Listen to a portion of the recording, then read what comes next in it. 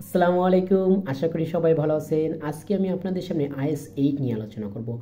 IAS 8-এ accounting policy সম্পর্কে বলা হয়েছে, অ্যাকাউন্টিং এস্টিমেট এবং ইরর সম্পর্কে বলা হয়েছে।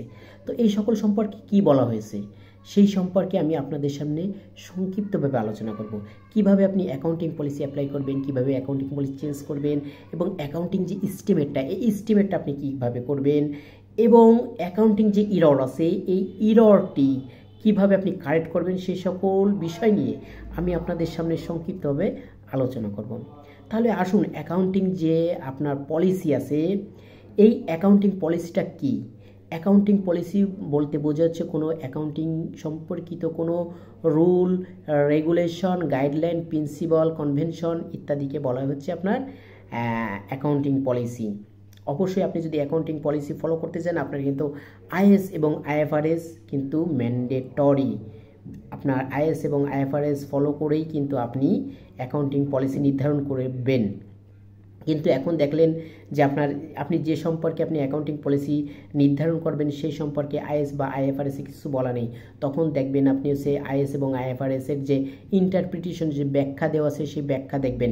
এখন দেখলেন যে ব্যাখ্যাতেও কোনো কিছু এই সম্পর্কে বলা নেই, তখন আপনি আপনার দেশের যে লোকাল ল আছে সেই ল ফলো করবেন, গ্যাপ, এবং আপনার দেশীয় লোকাল লতেও যদি কোনো কিছু বলা না থাকে তখন আপনি দেখবেন আপনার বাইরের দেশের কোনো লোকাল লতে এই সম্পর্কে কোনো কিছু বলা আছে না। যদি তাও না পান তখন আপনি কি করবেন, আপনার যুক্তিসঙ্গত ইন্ডিভিজুয়াল জাজমেন্ট দ্বারা কিন্তু আপনার অ্যাকাউন্টিং পলিসিটা নির্ধারণ করতে হবে। এখন আসুন আমরা জানবো, যদি আমরা অ্যাকাউন্টিং পলিসি চেঞ্জ করতে চাই তাহলে কি করতে হবে। তা হচ্ছে, আমরা যদি কোনো সময় অ্যাকাউন্টিং পলিসি চেঞ্জ করতে চাইলেই কিন্তু আমরা অ্যাকাউন্টিং পলিসি চেঞ্জ করতে পারবো না। আমাদের মনে করো যে এখন মনে চাচ্ছে যে আমি আমার প্রফিট কম করে দেখাবো, বেশি করে দেখাবো, এই জন্য আমি আমার অ্যাকাউন্টিং পলিসি চেঞ্জ করব, তাহলে কিন্তু চাইলেই কিন্তু আমি অ্যাকাউন্টিং পলিসি চেঞ্জ করতে পারবো না। অ্যাকাউন্টিং পলিসি তখনই আমি চেঞ্জ করতে পারবো যখন দেখবো যে আমার এই অ্যাকাউন্টিং পলিসি সম্পর্কে নতুন কোনো IAS বা IFRS আসছে, তখনই আমি এই অ্যাকাউন্টিং পলিসি চেঞ্জ করতে পারবো। বা আরেকটি ক্ষেত্রে আমি অ্যাকাউন্টিং পলিসি চেঞ্জ করতে পারবো যখন দেখবো যে আমি বর্তমান যে অ্যাকাউন্টিং পলিসি দিয়ে আমি অ্যাকাউন্ট পরিচালনা করছি, কিন্তু এর থেকে যদি অন্য কোনো একটা অ্যাকাউন্টিং পলিসি আমি আনি, সেক্ষেত্রে আমার অ্যাকাউন্টিংটা আরও নির্ভরযোগ্য হবে, রিলায়েবেন্স হবে এবং আপনার কম্পারেবল হবে। সেক্ষেত্রে হচ্ছে আমি অ্যাকাউন্টিং পলিসি চেঞ্জ করতে পারবো। তো এই ছিল হচ্ছে আমার অ্যাকাউন্টিং পলিসি সম্পর্কে, কিভাবে আমরা অ্যাকাউন্টিং পলিসি অ্যাপ্লাই করব এবং কিভাবে কোন কোন ক্ষেত্রে আমরা অ্যাকাউন্টিং পলিসি চেঞ্জ করতে পারবো। এখন আসুন আমরা জানবো যে অ্যাকাউন্টিং এস্টিমেট হচ্ছে আপনার একটি ইন্ডিভিজুয়াল জাজমেন্ট, যুক্তিসঙ্গত জাজমেন্ট দ্বারা হচ্ছে আপনি আপনার অ্যাকাউন্টিং এস্টিমেট নির্ধারণ করবেন।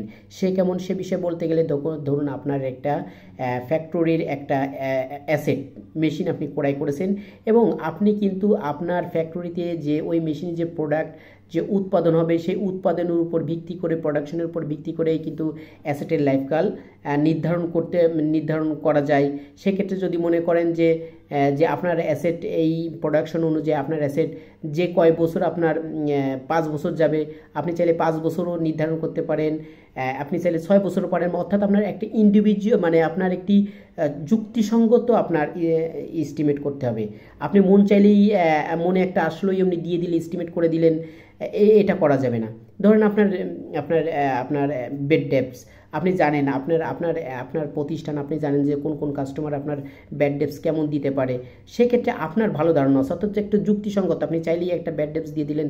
প্রভিশন, যে ব্যাড ডেপস অ্যাকাউন্টিং আপনার অ্যাসেটের ক্ষেত্রে, প্রভিশনের ক্ষেত্রে, এই সকল ক্ষেত্রে একটি যুক্তিসঙ্গত সুচিন্তাধারা আপনার এস্টিমেট করতে হবে। তো এই এস্টিমেট যদি আপনি চেঞ্জ করতে চান তখন আপনি কি করবেন, অবশ্যই যদি আপনি চেঞ্জ করতে চান, যে ইয়ার থেকে চেঞ্জ করতে চান শুধু সেই ইয়ারেই পরিবর্তন করলে হবে অ্যাকাউন্টিং, সেই ইয়ার থেকেই কিন্তু এই প্রিভিয়াস ইয়ারে অ্যাকাউন্টিং এস্টিমেটের ক্ষেত্রে প্রিভিয়াস ইয়ার পরিবর্তন করা লাগে না। এখন আসুন আমরা জানবো ইরর হচ্ছে মূলত কিন্তু আমাদের কম বেশি সবারই ভুল ভ্রান্তি হয়ে থাকে। সেটা ইররের যে বিষয়টি সেটা হচ্ছে আপনার ইররটি ইন্টেনশনাল না আনইনটেনশনাল, এটা হচ্ছে কিন্তু ম্যান্ডেটরি না। মূলত আপনার ইরর কোনো কিছু ভুল হলে আপনার দেখতে হবে সেই ভুলটি কি আপনার ম্যাটারিটি না নন ম্যাটারিটি, সেই ভুলটি কি আপনার সিদ্ধান্ত নেওয়ার ক্ষেত্রে কোনো প্রভাব বিস্তার করবে না প্রভাব বিস্তার করবে না। যদি দেখেন যে না আপনার ভুলটি ম্যাটারিটি প্রতিষ্ঠান নির্ধারণ করে দেওয়া যে ম্যাটারিটি সে ম্যাটারিটি পর্যায়ে পড়ে এবং এই ভুলটি আপনার সিদ্ধান্ত নেওয়ার ক্ষেত্রে কোনো প্রভাব বিস্তার করবে, সেক্ষেত্রে কিন্তু আপনার যে ইয়ারে ভুল হয়েছে সে ইয়ার থেকে ঠিক করে আসতে হবে।